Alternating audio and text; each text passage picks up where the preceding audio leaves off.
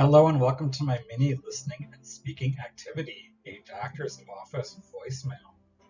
This activity involves a real life scenario, and that is making doctor appointments. These kinds of communications are primarily transactional, but they also are interactional as they involve communication typically between patient and office scheduler. The activity is geared towards adults, as minors are not considered adults and typically do not have the right to consent to their own medical care. This class consists of 10 adults who are 18 years or older. They are of intermediate proficiency level. The setting is a literacy center in Wisconsin. Students will listen to a voicemail from a doctor's office to practice their listening comprehension, and then they'll participate in a speaking activity through a brief role-play scenario based on the voicemail content, and this will help them build a framework for making informed decisions about their health care.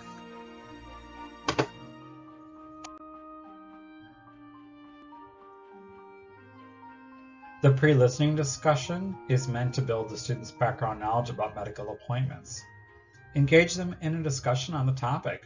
Share a personal experience of your own about making medical appointments or how you typically make them, and ask the students to share their experience in making doctor's appointments. You can use question prompts to encourage the conversation and keep it going. And then ask the students, either as a class or in small groups, to brainstorm about the kinds of information or details they would expect to hear if they got a voicemail from a doctor's office. Write down key vocabulary and grammar features from the discussion. You can clarify the pronunciation and meaning of any unfamiliar terms. And then tell the students that they will be listening to an authentic voicemail from a doctor's office, and that they will listen for information from the message that the patient would need to know for the appointment.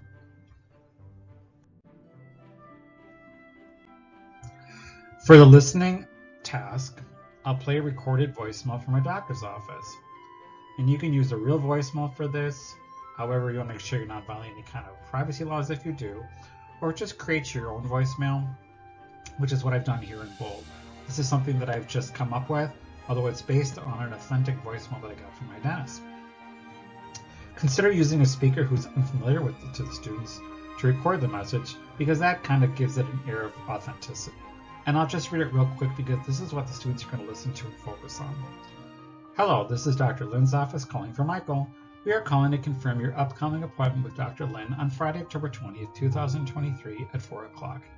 Please be sure to arrive at least 15 minutes prior to your scheduled appointment time to fill out some necessary paperwork. Please also remember to bring with you a picture ID, your insurance card, and a face mask. Parking space is limited, so it's first come, first served in our lot or on the street. If you're experiencing cold or flu-like symptoms, you must call our office prior to your appointment. If you have any questions or need to reschedule, please call us back at 414-555-1234. Remember that a face mask must be worn at all times. Thank you for your cooperation, and we look forward to seeing you on October 20th. So the students are going to hear this voicemail 3 times. The first time, they're just going to listen to it. They won't have anything in front of them. The second time they listen to it, this time they can take notes. They can write down words that they've heard, or maybe words they're not sure they understand, or some grammar structures they're unclear about. And then the third time, they'll have a transcript of the recording. And this way they can follow along with what's being said.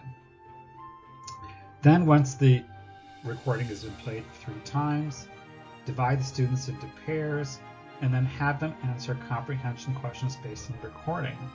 And those are questions that I'll provide to them in a worksheet.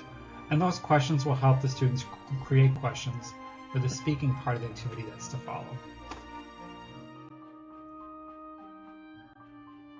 From here, the listening activity segues into a speaking activity where students will role play a conversation.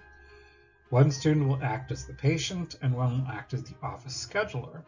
The patient will call the office scheduler to confirm details from the voicemail. The patient will ask questions based on the voicemail, and the office scheduler will provide the patient with accurate information.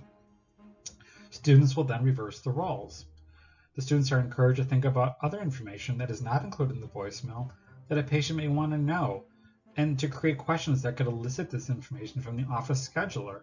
Questions like, can I bring someone with me to the appointment?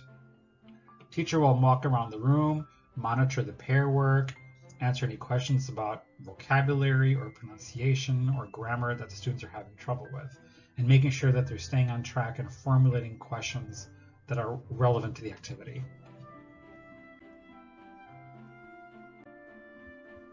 After the students have developed their role play working in pairs, then bring the class back together to demonstrate the role play.